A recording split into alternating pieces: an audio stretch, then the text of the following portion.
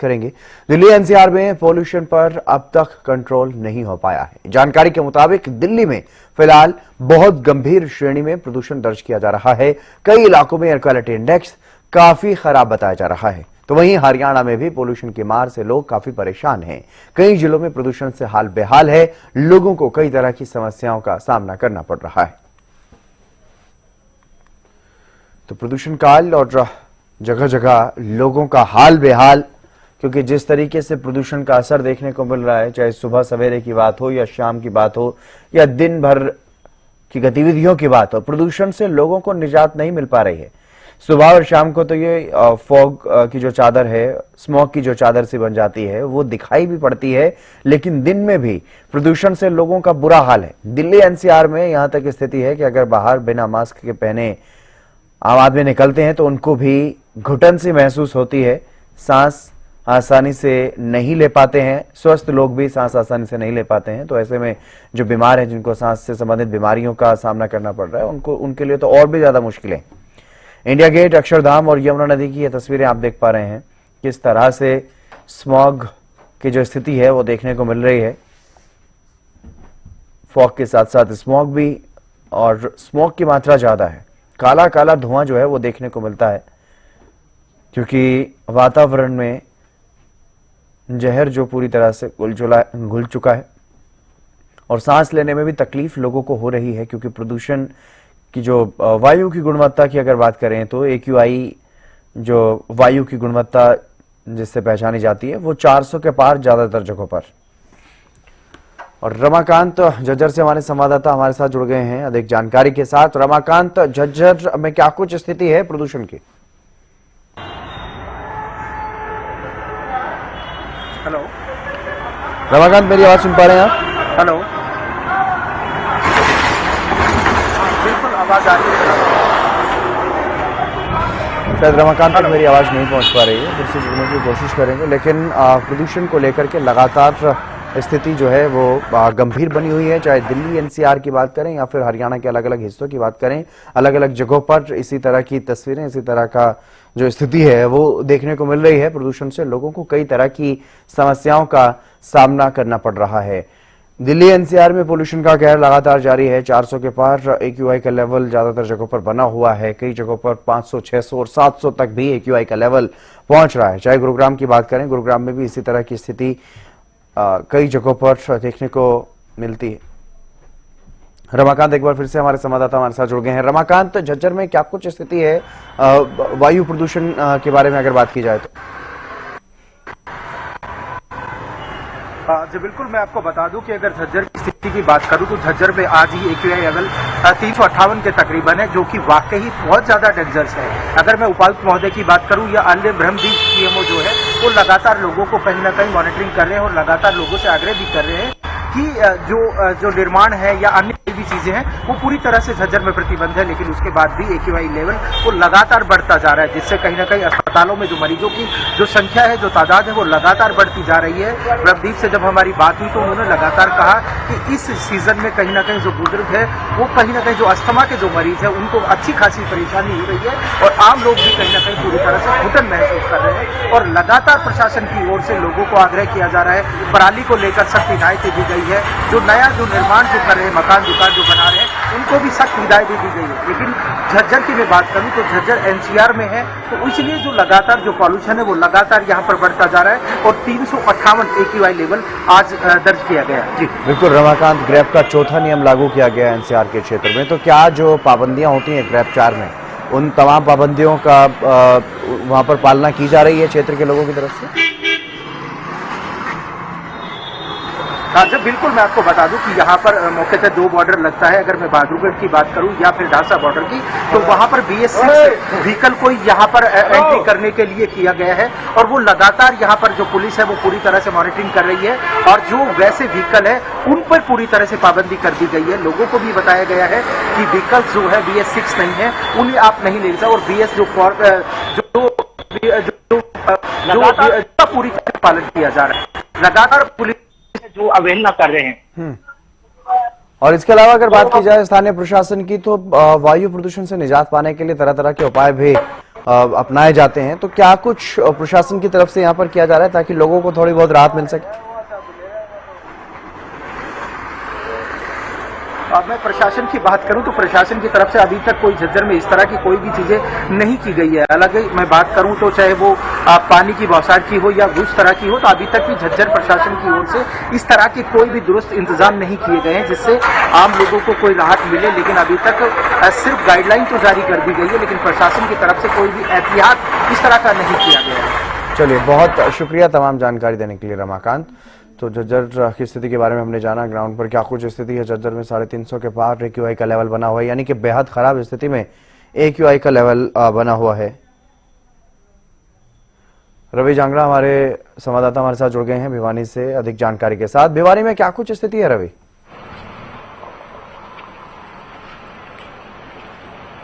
बिल्कुल हितेंद्र, अगर बात करें भिवानी और यूं कहिएगा कि पूरे NCR क्षेत्र में जिस तरह से लगातार जो एयर क्वालिटी इंडेक्स है इंक्रीज होता जा रहा है डिक्रीज होने की बजाय, ऐसे में आज जो है एक बड़ा निर्णय और लिया जाना था।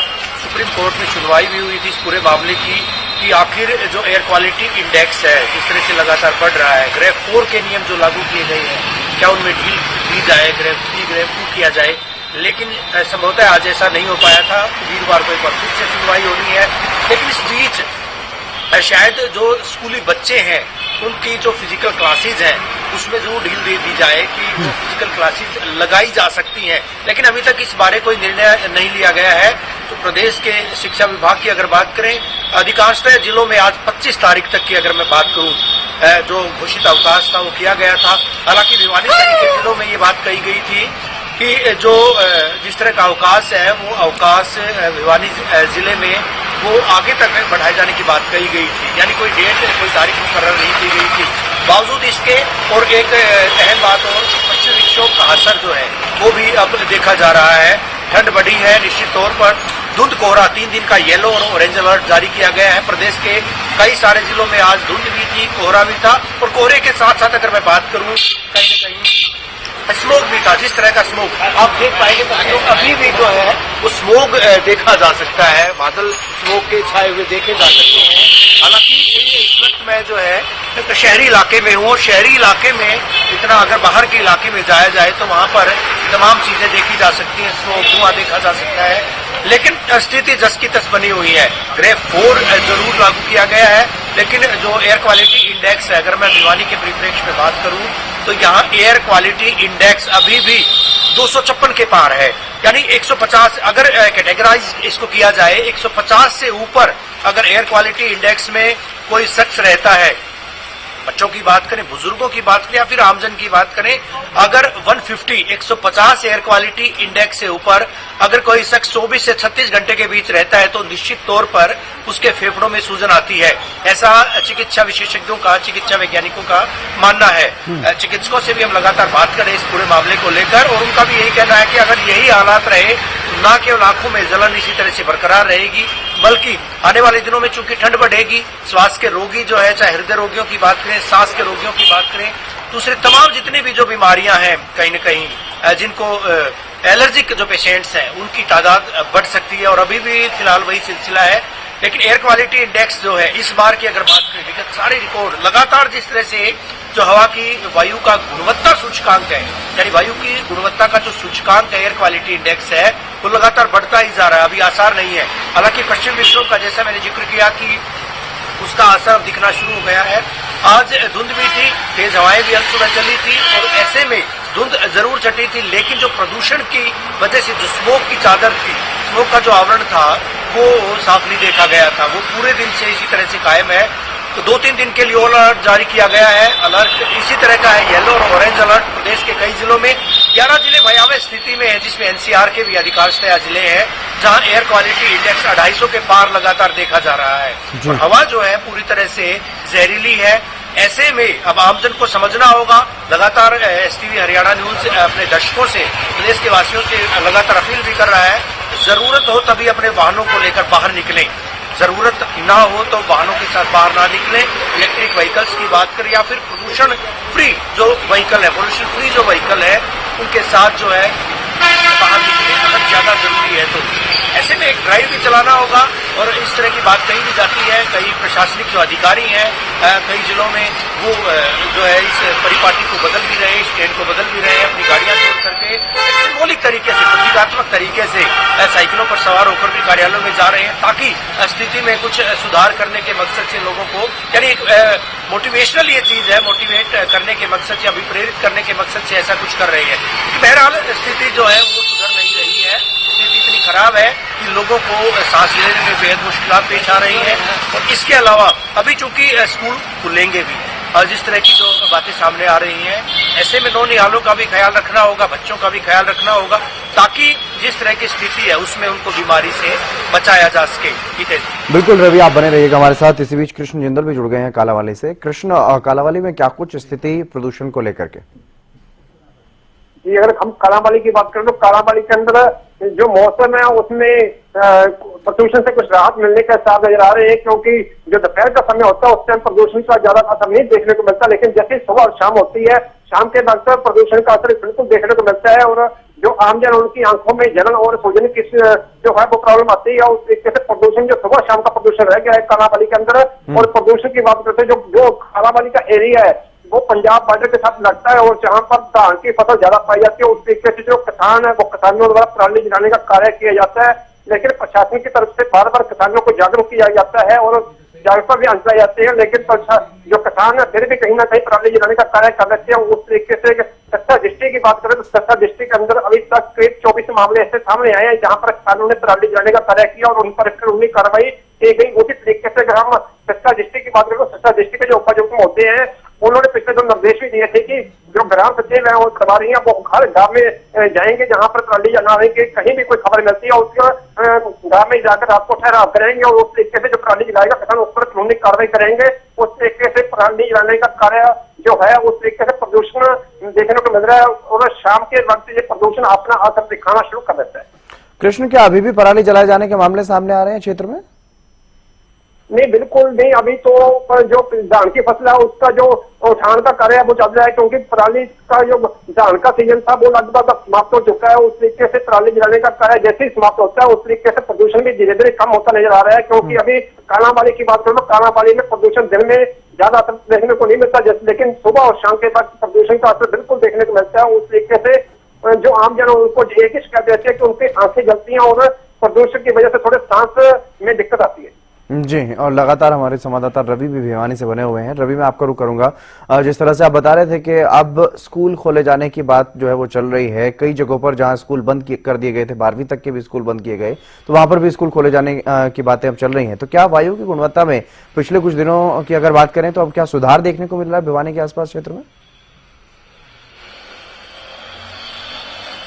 तरह का नहीं है, लगातार जो है एयर क्वालिटी इंडेक्स उसी तरह से बरकरार है। 250 के पार था, कभी 350, कभी 300, तो लगातार इसी तरह से एयर क्वालिटी इंडेक्स यानी वायु का गुणवत्ता सूचकांक उसी तरह से आंका जा रहा है, उसी तरह से माना जा रहा है। लेकिन दूसरी तरफ अगर बात करें, करनाल, सरीखे जिलों में आज से स्कूल खोले भी गए थे। ये निर्भर करता है जो कंसर्न्ड डिप्टी कमिश्नर्स हैं, क्योंकि उनको अधिकृत किया गया था। वायु की गुणवत्ता के सूचकांक के आधार पर वो फैसला ले सकते हैं कि कहाँ स्कूल खोलने हैं, कहाँ नहीं खोलने हैं। ऐसे में जिन जिन जिलों में, जिस तरह से एनसीआर के जिलों की मैं बात करूंगा जहां पर इस तरह के जो हालात बने थे, एक जिले के डिप्टी कमिश्नर ने अगर आदेश दिए थे तो उसके साथ लगते जिले के डिप्टी कमिश्नर ने भी उसी तरह से आदेश पारित किए थे। और वजह यही थी कि आसपास के जो भिवानी के आसपास के जिले, चाहे चरखी दादरी की बात करें, जींद की बात करें, हिसार की बात करें, बात चाहे महेंद्रगढ़ की, नारनौल की करें, बात चाहे रोहतक की करें, झज्जर की करें, तमाम जो एनसीआर के जिले हैं, जो आसपास के जिले हैं, वहां पर इस तरह से अवकाश घोषित किया गया था। और ये कहा गया था कि आगामी आदेशों तक, तो भिवानी में आगामी आदेशों तक जो है निर्देश जारी किए गए थे। लेकिन फिलहाल की जो स्थिति है, एयर क्वालिटी इंडेक्स जरूर लगातार बढ़ता जा रहा है, यानी हवा जो है वो सांस लेने लायक भले ही ना हो, लेकिन कोई फैसला लिए जाने की बात कही गई है। ये देखिएगा कि कब इस तरह का निर्णय लिया जाता है। आज शाम तक का इंतजार था, प्रशासनिक अमला किस तरह से फैसला लेता है, किस तरह से निर्णय लेता है। हवा की गुणवत्ता में हालांकि किसी तरह का सुधार अभी जो है दर्ज नहीं किया गया है, लेकिन फिलहाल की जो स्थिति है, स्थिति जस की तस बरकरार है। हवा जहरीली है, प्रदूषण लगातार जारी है और ऐसे में अब अगर बच्चों की छुट्टियां रद्द की जाती हैं, बच्चों की जो वैकेशंस थी, अगर छुट्टियों को खत्म किया जाता है तो एहतियात जरूर बरतने होंगे। सुप्रीम कोर्ट ने भी आज कहा है कि कोई न कोई इस तरह की गाइडलाइन जारी करनी होगी, इस तरह की सरकार जो है कोई निर्देश जारी करेगी जिससे कि चाहे मिड डे मील के जो प्रोविजन है उसमें प्रावधान किया जाए, क्योंकि सुप्रीम कोर्ट ने भी ये बात मानी है कि जो मिड डे मील है, बच्चों को पौष्टिक आहार दिया जाता है, स्कूलों में मिल सकता है, और दूसरी तमाम चीजें, हालांकि जो बाहर निकलने की गतिविधियां हैं, स्कूल में ही प्लेग्राउंड में जाने की जो गतिविधियां हैं उनको जो है रोका जा सकता है, उनको बंद किया जा सकता है, कक्षा कक्ष में विद्यार्थी जा सकते हैं। इससे पहले भी एक याचिका दायर की गई थी और याचिका में साफ तौर पर एक वादियों के द्वारा कहा गया था, एक महिला अधिवक्ता के द्वारा कहा गया था, तर्क दिया गया था कि बच्चे जो है कहीं न कहीं घर में भी उसी तरह का आलम है, और कई सारे स्कूल तो ऐसे हैं जहां पर स्थिति ठीक हो सकती है, यानी वेरी करता है वो उस जगह को लेकर के। हर जगह पे एयर क्वालिटी इंडेक्स दूषित हो वो कहा नहीं जा सकता, जगह जगह पर जो है एयर क्वालिटी इंडेक्स बदलता बिगड़ता देखा जाता है। ऐसे में अब सरकार क्या निर्णय लेती है, महकमा क्या निर्णय लेता है, विभाग के द्वारा किस तरह की गाइडलाइन दोबारा से जारी की जाती है, या जो कंसर्न जिलाधीश है, कंसर्न जो डिस्ट्रिक्ट मजिस्ट्रेट है, वो किस तरह से अब निर्देश जारी करते हैं, ये तमाम लोगों की निगाहें इस पर टिकी है, क्योंकि मामला जो है बच्चों के स्वास्थ्य का है, मामला नौनिहालों के स्वास्थ्य से जुड़ा हुआ है। ऐसे में अब किस तरह का निर्णय लिया जाएगा, और क्योंकि ये पीक पे जो होता है पढ़ाई की अगर बात करें, मई का महीना जिसमें छुट्टियां कम ही होती है, ना के बराबर होती हैं, और नवंबर का महीना, और इससे इतर अगर बात करें नवंबर दिसंबर के महीने में जो अध्यापक अपनी कैजुअल लीव्स भी लेते हैं, तमाम चीजें वो देखने को होती हैं। लेकिन फिलहाल जो है ये क्योंकि पढ़ाई का महीना है, और ऐसे में ऑफलाइन जो क्लासेज, ये आज सुप्रीम कोर्ट ने भी ये बात कही है कि तमाम जगहों पर जो है ऑनलाइन क्लासेज वो संभव नहीं है। हर एक के पास इस तरह की, चाहे इंटरनेट की सुविधा की बात करें या फिर जो गरीब तबके के बच्चे खासतौर पर सरकारी विद्यालयों में जाते हैं जहां पर इस तरह की फैसिलिटी शायद उनको घर में मुहैया नहीं हो पाती है, बीपीएल के बच्चे जाते हैं, ऐसे में उनकी पढ़ाई को देखते हुए भी कोई निर्णय लिया जा सकता है। लेकिन निर्णय क्या होगा, सरकार के द्वारा निर्देशित पहले डिप्टी कमिश्नर्स को किया गया था, अब वो क्या निर्णय लेते हैं, किस तरह का फैसला लेते हैं। हालांकि कुछ जिलों में बिल्कुल बिल्कुल ये देखना दिलचस्प रहेगा कि क्या कुछ फैसला अलग अलग जिलों में लिया जाता है। कई जगह पर स्कूल खोलने के निर्देश भी जारी किए जा चुके हैं। लाजपत हमारे संवाददाता सोनीपत से हमारे साथ जुड़ गए हैं। लाजपत, सोनीपत में क्या कुछ स्थिति है प्रदूषण को लेकर के? जितेंद्र, देखिए, सोनीपत की दो चीजें बिल्कुल खराब कर दिया है। जिन्होंने व्यापारी जो है, फैक्ट्री मालिक है, उन्होंने जल और हवा को दोनों को खराब किया है, क्योंकि जहरीली धुआं का जो है चैम्बर सोनीपत बना है और इस चैम्बर में आम जनता फंसी हुई है। हरियाणा न्यूज लगातार अपील करता है लोगों से कि अपने आप को सुरक्षित रखना है तो कोविड की लाइनों को जरूर ध्यान देना होगा, कोविड का समय जरूर ध्यान देना होगा, क्योंकि जहरीली चैम्बर का जो धुआं का जो चैम्बर बना है सोनीपत, उसमें काफी बड़ी समस्याएं हैं, क्योंकि फैक्ट्री एरिया काफी बड़ा होने की वजह से जो दिल्ली से निकाली गई थी वो फैक्ट्रियां जो सोनीपत में पना ले रही हैं। उन्होंने दोनों चीजें खराब की हैं, शुद्ध वातावरण को और शुद्ध पानी को। पानी भी कहीं ना कहीं खराब होता हुआ नजर आ रहा है। जहां अवैध कॉलोनियों का जो भरमार है, जो प्रोटेक्शन का काम है, वो लगातार दिखाई दे रहा है। जहां पानी की बात करें तो जो पानी को दूषित किया जा रहा है, जहां हवा की बात करें तो धुआं, जो जहरीला धुआं है वो पोल्यूशन में फैल रहा है। जहां कहीं भी फैक्ट्री के जो मालिक है उनकी जो कटिंग होती है, जो वेस्टेज होती है, रबड़ है, केमिकल्स है, जो वेस्टेज सामान है, उसको कहीं भी डालते हैं, उसमें आग लगा देते हैं। चौतरफा जो मार है वो सोनीपत की जनता पर पड़ रही है। इसलिए लगातार अपील जो लोगों से है कि अपने आप को सुरक्षित रखना होगा, लोगों को जागरूक होना होगा, क्योंकि काफी विभाग जो है, काफी लोग जो जागरूक होते हैं, जो समाज के लिए काम करते हैं, उनको आगे आना होगा। क्योंकि पंच कह लीजिए, सरपंच कह लीजिए, नंबरदार कह लीजिए, काफी ऐसे लोग जो जागरूक होते हैं जिनकी जिम्मेवारी बनती है कि हर चीज पर ध्यान दिया जाए। सबसे ज्यादा जो समस्या है वो फैक्ट्री एरिया की वजह से है, क्योंकि केमिकल्स का ज्यादातर काम होता है, जो रबड़ का, जो काफी चीजें ऐसी होती है जो जहरीली होती हैं। उन मजदूरों के साथ आप समझ सकते हैं, जिन मजदूर जो काम करते हैं फैक्ट्री में, उनके साथ कितनी बड़ी चुनौती है, क्योंकि जहरीला पोल्यूशन का जो हब जो सोनीपत बना है उसको लेकर काफी बड़ी समस्या है। और इस समस्या का समाधान यही है कि लोग सामने आए और अपने आप को जरूर जागरूक करें। अवैध कॉलोनियों की भरमार है, जो जमीन के साथ खिलवाड़ किया जा रहा है, क्योंकि फैक्ट्रियों के कारण जो है जमीन के जो रेट है वो आसमान छू रहे हैं और लगातार कंस्ट्रक्शन का काम भी जारी है। तो चौतरफा जो मार है वो सोनीपत की जनता पर पड़ रहा है। ऐसा नहीं है कि सोनीपत में जो जनता है वो अलग अलग राज्य के लोग मजदूर और मजबूर हैं। अलग अलग देशों के जो बच्चे शिक्षा प्राप्त करने सोनीपत में आए हैं।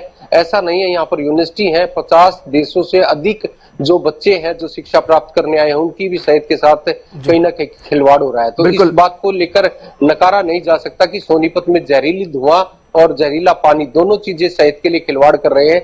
आपको भी खूब पता बिल्कुल होगा लाजपत, कि बहुत जब बहुत बदलता है शुक्रिया तमाम जानकारी जो आपने दी है, क्योंकि लगातार वायु प्रदूषण का जो लेवल है वो बढ़ता हुआ नजर आ रहा है और उससे आम लोगों की परेशानियां भी बढ़ती हुई नजर आ रही हैं, क्योंकि न सिर्फ बुजुर्ग बच्चों को परेशानी हो रही है बल्कि जो स्वस्थ लोग हैं उनको भी इस AQI के लेवल में परेशानी हो रही है।